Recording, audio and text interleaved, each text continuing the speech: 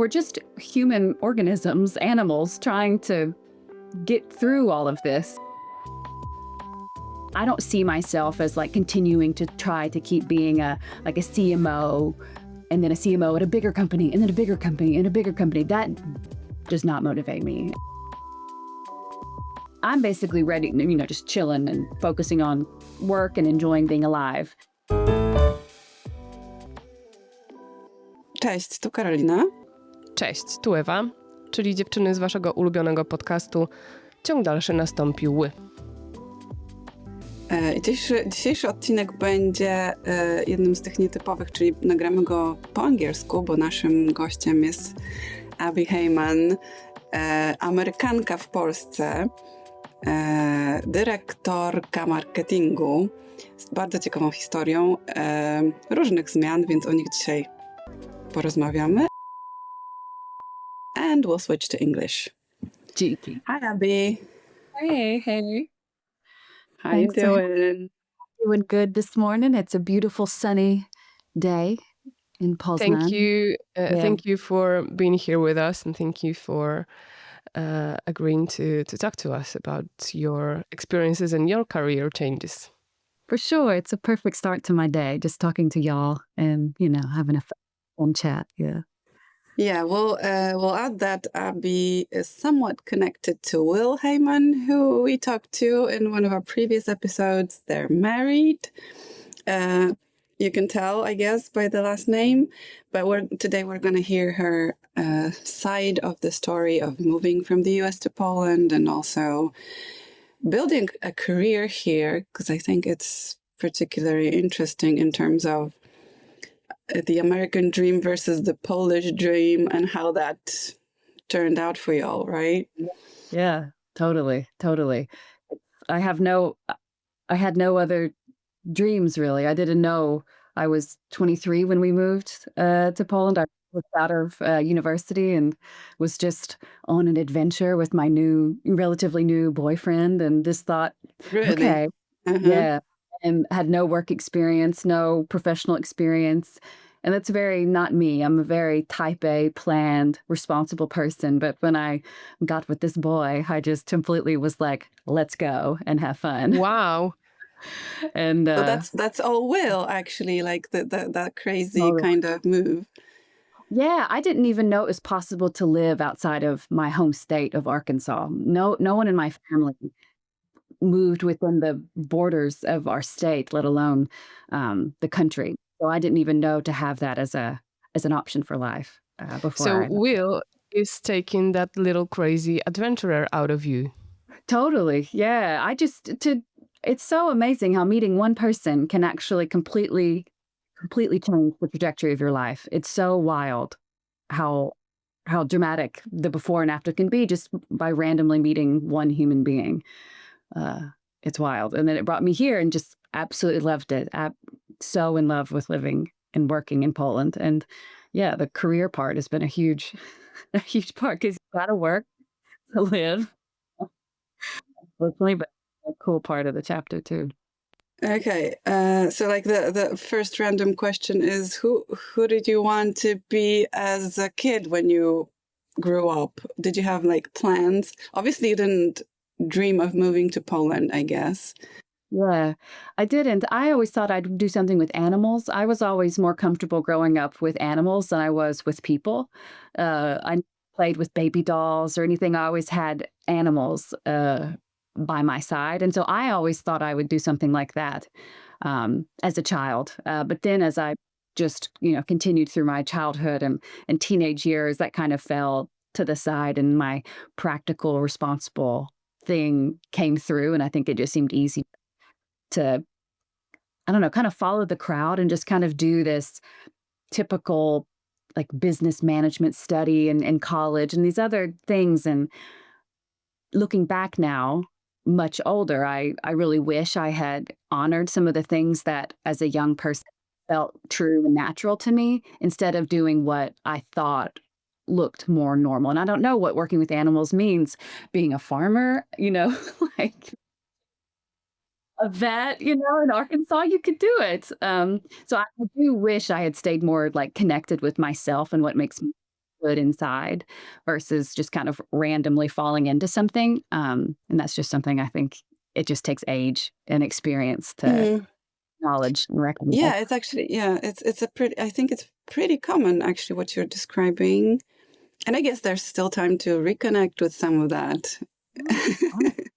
We get open. Yeah. But it's a very significant realization that we should follow ourselves than the crowd. Yeah, to consider, take the time to be thoughtful and listen to yourself and think about what makes you feel naturally settled and good and at peace. And that's part of my maturation and maturity journey, is to think more about what am I doing when I feel good inside, and then how can I do more of that versus how do I randomly pick stuff to do to try to fund my life. No. So That's really interesting. Exactly like I thought back in the day, working with animals or something, which I'm still, keeping that open for the future. But, the way that I do professional work now, I do enjoy it. I enjoy the parts of marketing. There are so many parts of marketing, especially now it's changing. It's even more complicated and confusing than it was, which I didn't think was possible. Especially probably like as a like at your level now, right? When you're like the director of marketing, so like there's like you connect all the parts, so that's even more complicated. But there's people, there's teams to manage and stuff, right? It is a lot, and I came up through what's called now, thankfully, it came to existence while I think I was coming up in my career, product marketing, which felt more connected to storytelling and listening and speaking with people. And so it felt to me less like this kind of technical equation of marketing, and it felt more like at least trying to learn about what human beings are trying to accomplish. And then in our, in the SaaS world, it's okay. So how is this piece of software going to help them with that? It felt to me like the closest to kind of connection that I could get to just trying to figure out what are these human beings trying to accomplish and do. And most of them were small business owners or, had their own side hustle, or they were artists trying to sell their art online to, do that balance of the thing I love to do, but I need to make money from it. And that felt like what's the kind of true and honest part of marketing that I was interested in. And so it felt more connected to something that made me feel versus some of the just like strictly technical, almost robotic feeling of what a lot of marketing takes the shape of, which made me feel not right. And especially like you coming from customer support, right? Because like your path in SaaS, and it's almost like it happened within one company, because like you did have like a short break for startup. Short break with other workplaces, but you started in one company as a customer support person, and then you're the director of marketing in the same company. So how did that happen? Yeah, and customer support is what I, found my first job out of college. I moved to Gdańsk, just looking for something, and I definitely still heavily recommend that for folks looking to find their way in, because it's a really, even with all of the AI modifications and things that are changing our industry, I do think that humans still want at some support and help from other humans, and I see some companies are, eliminating that workforce and then regretting it and bringing it back, and lots of changes to that end. But that's where I ended up. And it was, of course, quite stressful. I left work really upset several times, getting because when we had telephones and I had to answer the phone, thanks for calling, how can I help you? And getting yelled at and berated for things that aren't your fault was really tough as a person in their 20s that didn't really know how to manage their stress and emotions well. but it offered me an opportunity to get to know these customers and what it is they're trying to do, and then get to know the product really well, which is one of the most typical ways into marketing, because those are the two primary components you need, is an extreme knowledge of the product and an extreme knowledge of the customers and what they're trying to achieve with it. And thankfully, that was my kind of entrance into the world of marketing, because it's just taking those insights you gained and then kind of scaling them out through different channels that exist in marketing. So thankfully, one of our other friends and colleagues, Hanya, helped me, I kind of think, formulate that role into product marketing. That's interesting. And how Yeah, did that Hanya was happen a that huge part of after that. Yeah. after several years you've decided to switch from the bigger company to a startup environment, and then after some time you came back to Yeah, your original I did. company and Yeah. position? I took a couple of years away, and I really felt that imposter syndrome of, am I good at my job, or am I good at what I do, or am I just good here?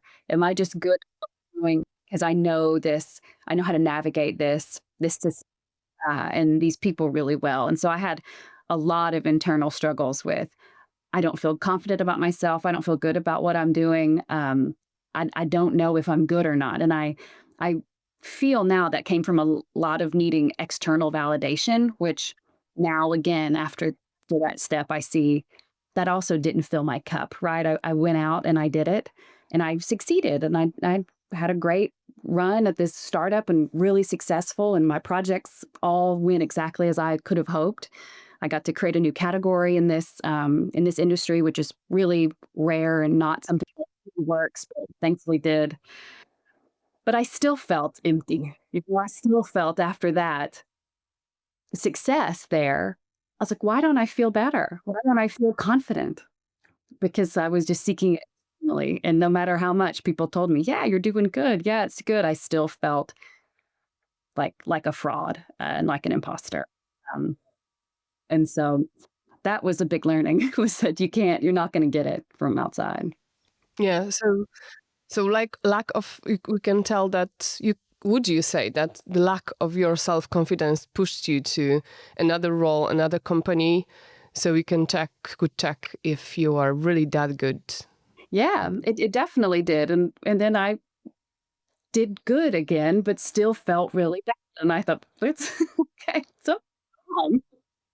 So that's caused me to look inward much more over the last few years and really think about how I value myself and how I think about, that I am a good worker, and I have evidence, feel good in myself about what it is I do and how I contribute. And that ends up making me actually a better employee, a better leader, because folks want somebody that's confident and knows what they're doing and believes in themselves and can lead. And that was really, I think, what helped me take that next leadership step up when I did return to this company, was actually just believing in myself and being ready to be a confident leader who was ready to take risks and ownership. And that was what I was always holding me back before, was being so scared to fail and fail publicly, that I was really holding myself back from kind of taking a next step on the ladder. Yeah. This is, I think, that what happens a lot to really talented people who have a lot to offer, but then just are not really confident in themselves, right? Yeah. Yeah. And I don't know how much of it's, I personally have seen a lot of women go through this a lot, who overperform really. And then I look at some counterparts and I'm not really performing at that level, but are still really, really progressing. And it's just much of a, not fake it till you make it, but believe in yourself and just think, people much less talented people than me are going much further and, putting themselves really out there. So I've now finally believe in myself enough to just say, okay, you got it. Yeah. And do you think the same kind of career trajectory, let's say, or progress would be possible for you in the US, or are you thinking about it sometimes? Would you do, like, how would that turn out for you? I don't know. Like, I never have physically worked in the US because this other startup that I worked for was a US based company, but it was here, in Poland. And so I never felt like and it was quite international. There was quite a lot of Polish folks as well at the startup. That's how they found me. And so it also still had this very international vibe, which was the only thing I know. So I honestly don't know how I would do in like an org that's primarily Americans in the US. It's so foreign to me, which is funny to say as a foreigner here in Poland. But that dynamic and setup, I don't know if I could do it now. I don't know enjoy that. And it's not something my poor mother, but it's not something I'm considering. Is she still trying to like talk you into going back? She would like it. She's just retired. She had a really long career at a university in Arkansas. She was a leader, so I get a lot of my career motivations from her and watching the way she has actually managed her career. And I seek her advice a lot. But she's just retired. So she's like, come on, let's hang out. And I'm like, okay. So she'd be going home to Arkansas for a visit soon. But yeah, of course, she would definitely like me much closer. But I've pinched myself still that I get to live in Europe and that we get to have this life here because it's just beautiful and we're just so happy. And similar to trusting myself professionally, I have to trust if I feel so good in a place and so at peace, it must mean something. Mhm. Yeah, so maybe you're more Polish now than American. Yeah, usually. But yeah, I do feel I feel foreign when I go back to the US. I don't feel like I belong. That's really interesting what you've just said, and you've previously said something really important to me. That's not something you've enjoyed. So, what do you enjoy now as a marketing director after all the way you've came up here where you are now? What do you enjoy at your current position? For sure. Now, enjoyment really comes from helping others on my team have these type of breakthroughs where they get to some really important conclusion, or they like have this really big idea, or they found a way around some problem. That's really because that was done for me, right? I had rows laid out for me for how to develop myself and how to actually improve my skill as a product marketer and be pushed. And I'm continuously pushed.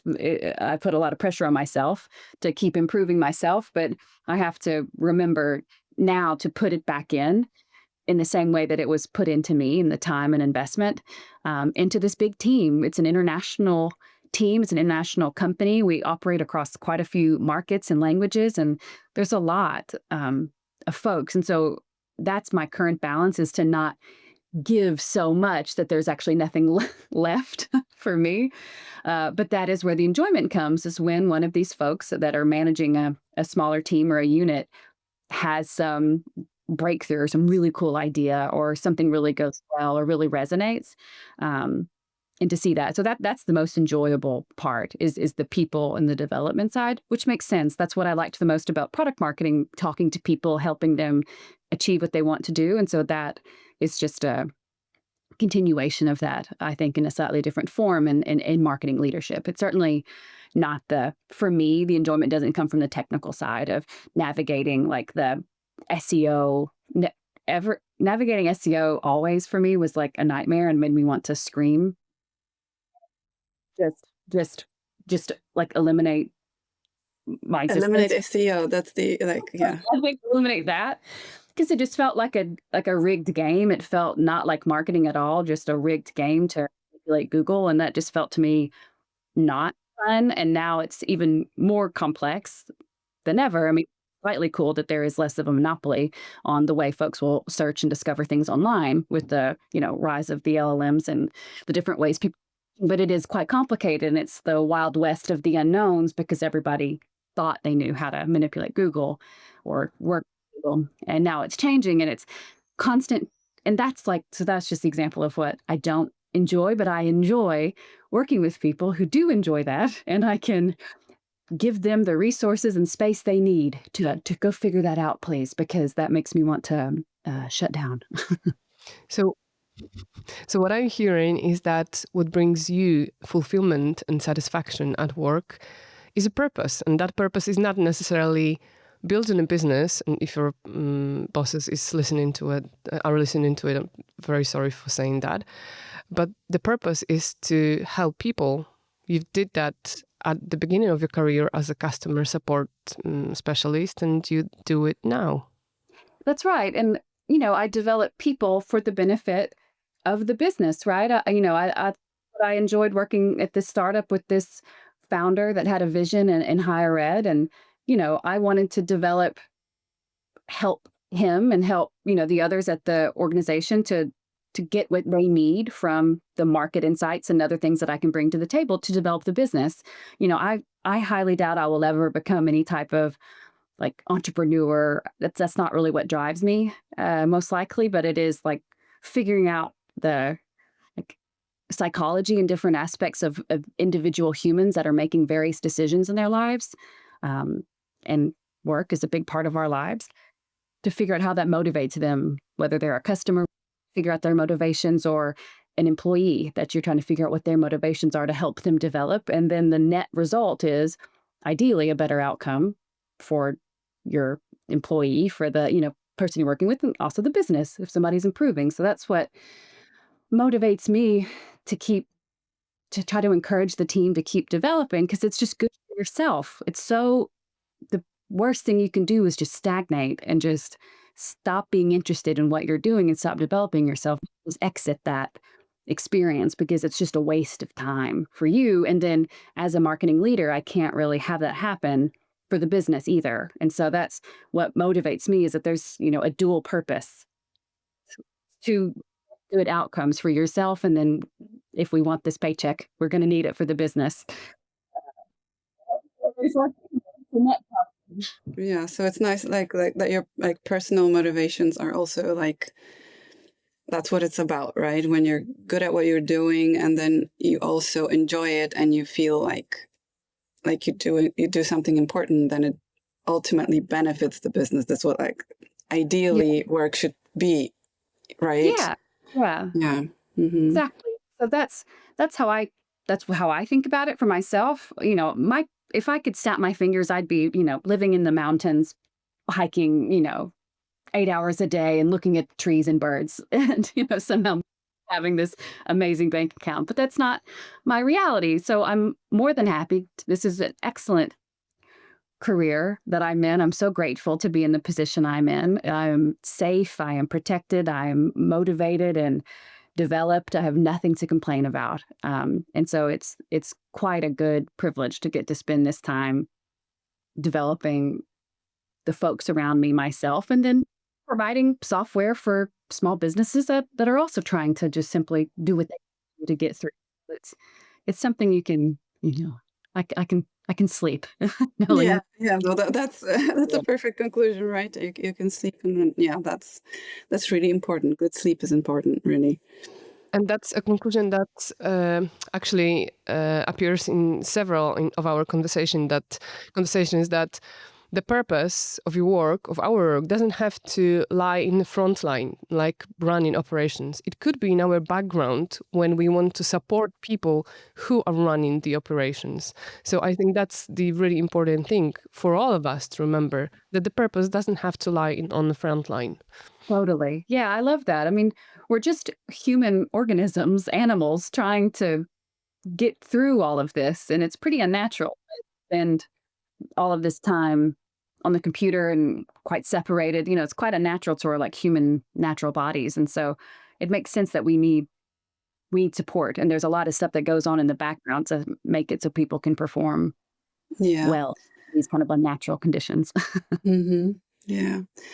Okay, like all of this sounds super positive and great and, beautiful, but what about the hard part? So was that like moving to Poland or like taking on the career that you took on?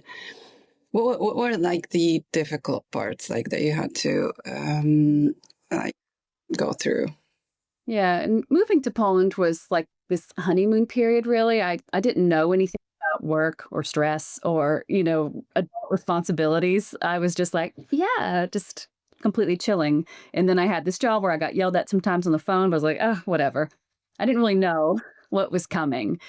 As you grow up and take on responsibility in your life and at work. And I really, really, really struggled with that lack of confidence. And that just caused a complete amount of overworking. I mean, working, close to 12 hours a day for no reason. Nobody's asking me to do it, but I was just, for some reason, paralyzing myself. And as I noticed my salary increasing, I created a connection between how hard I was working, which usually there is a correlation between how hard the effort you put in and what the output is. But I was over, my math was all wrong. I was putting way too much in for what really was necessary to come out. And so I was just exhausted. I was so stressed, so unhappy, so dependent on my new salary that I was getting that I thought, well, I can never shut this down. I can never slow down for a second or it's all going to go away. And I'll lose my Polish residency card and we're going to have to go back to Arkansas and it's going to be my fault. And just so much really self-centered, dramatic fear that was putting on myself. When I looked around, nobody was putting that on me but me. And that's something that I constantly have to check with, like I have a therapist and I have to keep it in check because otherwise I'll look up and it's been 3 months and I haven't like enjoyed like a day, haven't felt great to just be alive and healthy and good. And that was a huge problem for me, was finally wake up and say, it's a problem that you're healthy and safe and in a beautiful place and you're not happy. And that was a problem. And it was just because I was putting so much unnecessary pressure on myself to continue being the best I could be and never feel vulnerable for a moment that I could lose my job or something could happen. But finally, the breakthrough of you can control nothing. You can Yeah, that's a yeah. hours a day, never stop, and anything can happen. And it sounds simple, but it really required a pretty dramatic shift in myself with a lot of like intense therapy to really let that go. And that's my biggest struggle. Living in Poland to me felt like has never been a source of my stress. Of course, there's stress about work permits and residencies and all of that. Will's going through it right now himself in a very stressful way. I thankfully have all my residence things in order so I can go home this summer. But to me, that's never been where the stress is. Will puts a lot of pressure on himself with the language learning, which I obviously don't. Uh, as much. That's one area of my life where I just kind of let it go, my personal life. But in the professional life, I just, I'm like white knuckling it, as they say, just to like exist and survive. And that's in Poland was always for me just a relief because from the US, I think I just felt less stressed as a human existing here than I ever did there. Yeah. Exist and survive, very strong words here. Yeah, that's part of my problem, was just these really big words about like surviving and there's some doom happening right behind me, even though it's sunny and there's no danger. I'm in this nice room. A lovely room. You I can think lovely room. Yeah, I think we both get it. Like this kind of. I've just read a really interesting book about how we. The title is How We Break, and it's about how individual it is, how differently we go through stress and we respond to stress, and how we have we're wired differently. Some of us have more reactive nervous systems, or we have different, and then we grow up in different circumstances, different environments, and that all builds the way we respond to stress, including the stress we create for ourselves, because we just don't know otherwise, right? Yeah, it feels like that. And that feels like such a waste to me. When I really myself, that's not how I want to live my life. In a life of manufactured stress. There's plenty of stress. I shouldn't manufacture it for myself. I should just, my goal is every day to enjoy being alive. And that feels like such a bare minimum, but it is my new goal. It's just enjoy you're alive. You're okay. Yeah, I think it's bare minimum, but it's also, I don't think it's a bare minimum that some people or a lot of people like manage to achieve. I think enjoying life might be in these times, especially, is not so like given. It's not so obvious, right? That's super true. So especially if I am healthy and I am safe, then I ought to. I'm healthy, I'm safe. I should do my best to enjoy the fact that I am alive and I'm in those conditions, because that could change. And not just manufacture this fake urgency, this fake emergency, this fake stress, marketing this software. Like, it's not emergency. It's okay. Yes, it's not an emergency. This is like that's something that's helped me too. Like, it's important, but it's not saving lives exactly, right? Yeah. So, Yeah. I have to remind myself. But I also think that there's a lot of people struggling with the same feelings, especially now, within that uncertain times we live in. With the same thing you've said a couple of minutes ago, that you've been struggling with things, but you felt that you cannot lose your salary. And there is like something I would call a fake, secure, I don't know how to call it, system, that we feel that if we have a proper job and salary, that we are safe. Whilst, like you said, nothing is in our control and we can lose the job, the salary within a minute. So it's not like we should give up on ourselves and sacrifice everything for the salary. We can lose anyways. Exactly. And that was my breakthrough. Like, honestly, I think it was around like December or January this year. I was in a rough place around November of this year, just really piling it on for no reason, and finally returned to there. Yeah, end of the year. Yeah, end of the summer that comes in. Yeah, and it just finally hit. You can't guarantee any of that, no matter how much you do. So just let it go, and I feel a lot better. A lot better. That's the manufactured stress is what has plagued me for most of my. And as I went up in different leadership positions with a lot more visibility in terms of the success or failure that's happening at that moment, or the challenges, and much more responsibility. I mean, that's just like the gauntlet of trying to tackle that, especially in these difficult marketing SaaS times, is to not put it all on my back and say it's all my fault and it's all me. And that's it would be awesome if it would be only one person's fault. Who could change, break the yeah, that would be easy, right? Yeah, easier. So that's been the challenge.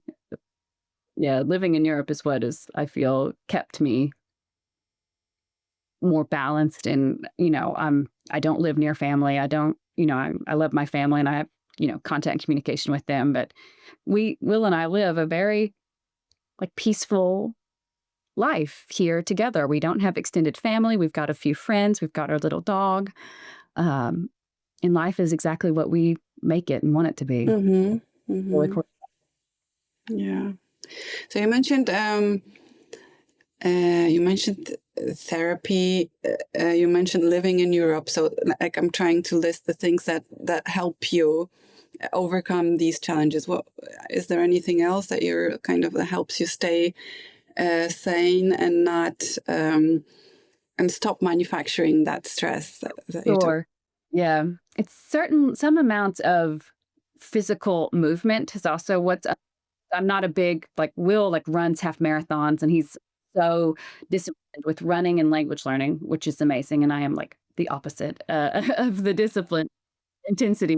But we were just in Dolny Śląsk this past week with our favorite place, Międzygórze, and walking, for 8-10 hours, and that unlocks so much withheld stress for me, like tightness in the chest. So physical movement. I go to the gym a couple times a week, which really helps. And then just before I start this day of 8 hours of meetings and mind, head only working, is to at least walk, to at least get outside, birds and trees and grass, and not this computer and all traumas and traumas. So I would add the contact with nature to that physical movement. Definitely. Yeah. A tree, when you see a tree, you're like, look at it, so nice. It's just there doing its best. So that helps. Yes, it does. I'll just add something, because I was just walking the dog in the morning, and they stopped. I don't know about Poznan, but they stopped mowing the grass and the lawns, which makes all the wildflowers suddenly appear in the city center, right? Because we have poppies and all kinds of flowers that I haven't seen, I've only seen outside the city, and I thought that this is so fantastic that you can take a break from the computer and go outside with the dog, and there's this whole bunch of flowers and grass just growing. Yeah, that's great. I agree. Seeing that pop of color just does something to brains, I feel like. It just awakens something, which is so cool to me when that gets to happen. And so that's the other thing. It's just reset. I think it's like resetting your nervous system a little when you step outside and see nature. That's a conversation I had with my husband recently. We've been walking on the forest, and he was like, I've never understood people who enjoys it. Now I do. Oh yeah, because it comes with I also wasn't a nature person before, and as I get older, I just appreciate it more and more. Yeah, it makes sense. It does. And I had this moment this morning that I just felt, and I don't know why, because I sometimes wake up, I think it's also age, and stuff that happens, but I just sometimes wake up with this tight chest for no reason, absolutely no reason. And then I had this moment, I look at the grass, and I looked at my dog, and I just put my shoulders down and sort of felt that I was just walking like this. And then, and this doesn't happen when you're in front of a screen, unfortunately, which is a big part of our jobs. Yeah. Yeah. It's just, I feel like you're just present. That's what, therapy, what we talk about a lot is how you're in your head living in the past or in the future. And that causes a lot of that disconnect with your nervous system. And when you go outside, you're typically much more aware and present, and you're seeing, here's the tree, here's the flower, and it brings you back to the present, which is where we can relax, because we know the only thing we're in control of in this life is how we react in the moment to different things that come up. And you trust yourself and believe you're a capable adult who can take care of things, you can handle anything that comes at you in a moment.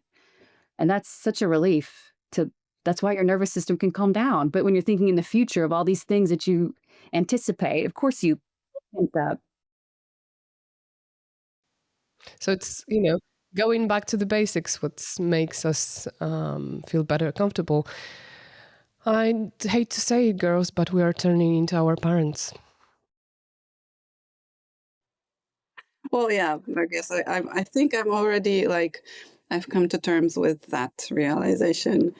Yeah. I felt I was a 60-year-old woman when I was 10. I just knew I was meant to be an older woman who is calm at home with tea, with her dog, not all this riffraff with the kids, going to their parties. I'm gonna go home. I want to watch a calm television program. I'd like to make a nice pie. When I was young, when I was a teenager, I just wanted everybody to calm down.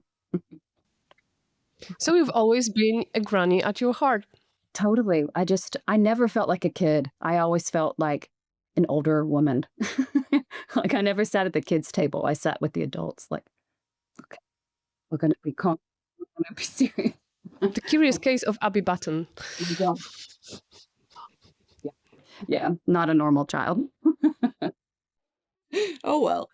If you were a normal child, maybe you wouldn't be here. So like in these circumstances, so like I'm cool with it. Yeah. yeah.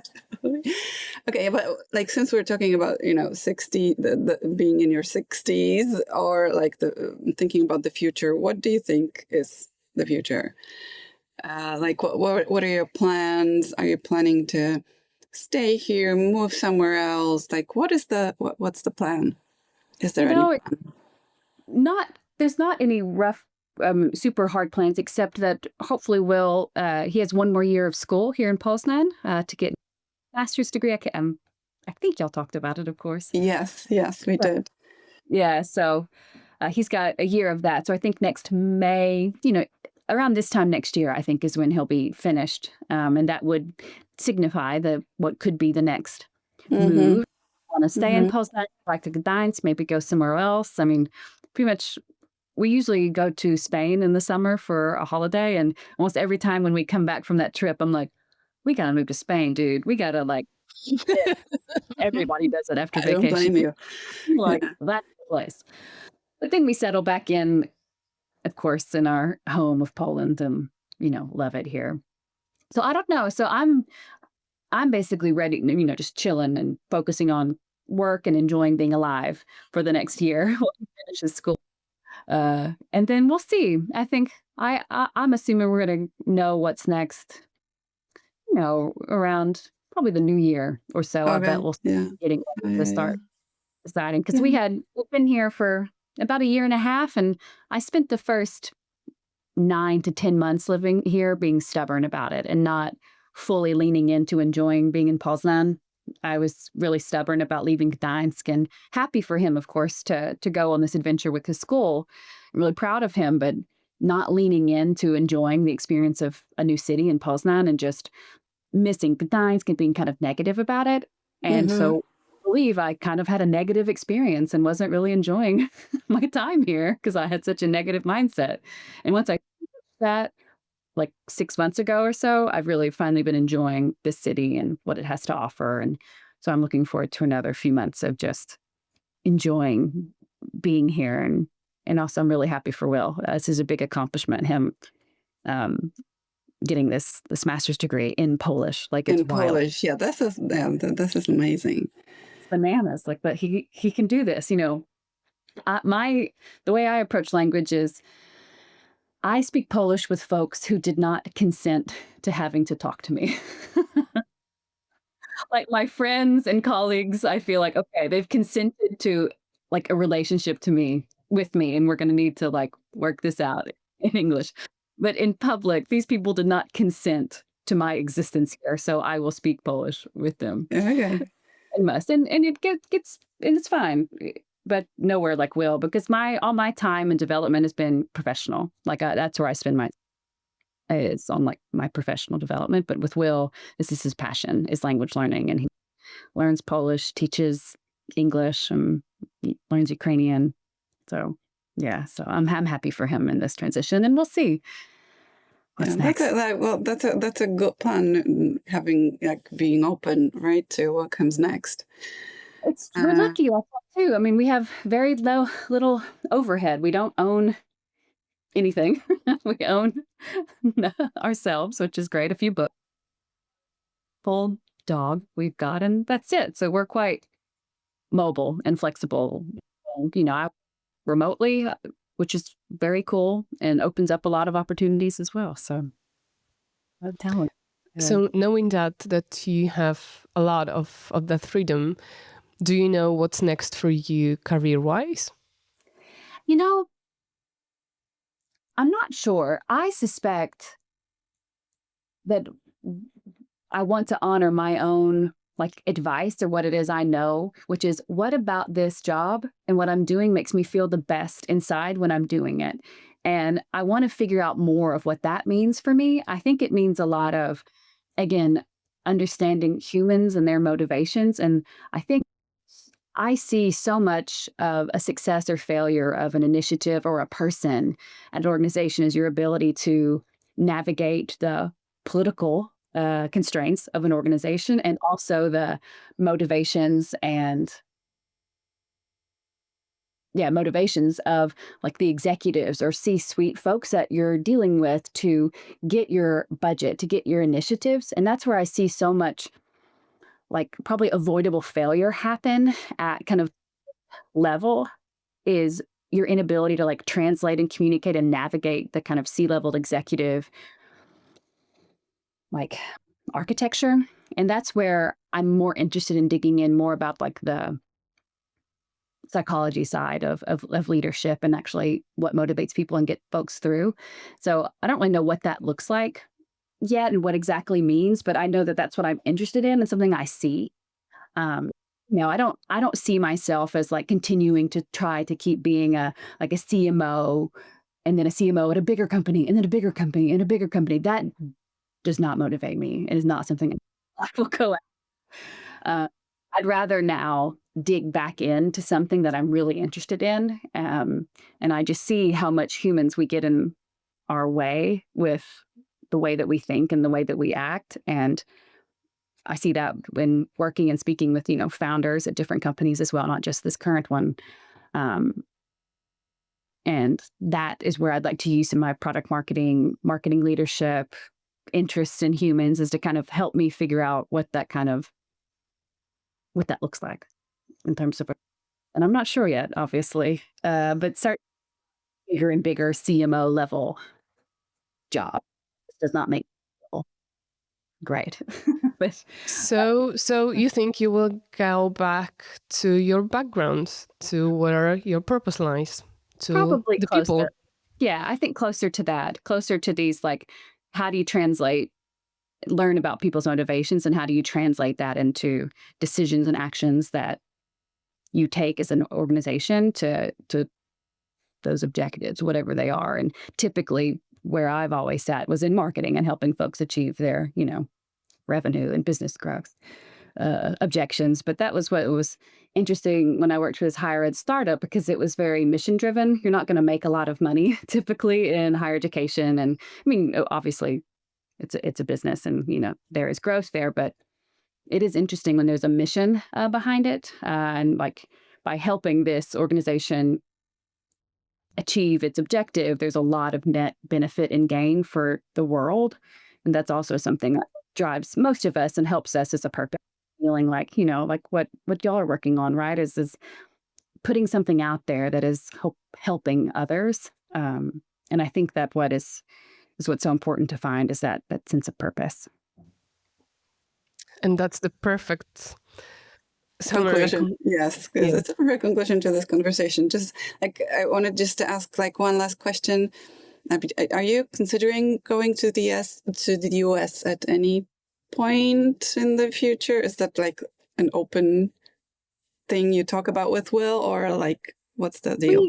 We never say never, because you never know what will happen. I usually assume there will be some external factor that would cause us to need to go back, whether it's some kind of family situation, health situation with residency. I usually anticipate it would be something external versus Will and I looking at each other and saying, hey, let's go back to the US. I don't see that for us, but I do imagine there could be a myriad of external factors that would make it so that would need to happen. But for now, if it's up to us alone, I think probably not. So I'll go back for 10 days here in a couple of weeks. And I'd like to go back, at least twice a year. Twice a year, yeah. Okay. That's pretty. Yeah. So we will keep our fingers crossed for the lack of external factors. Thank you. Yes. We will. For a little while. Thanks, Abby. Thank you very much for joining us today. Thanks for having me. Thank you very much. It was really, really insightful.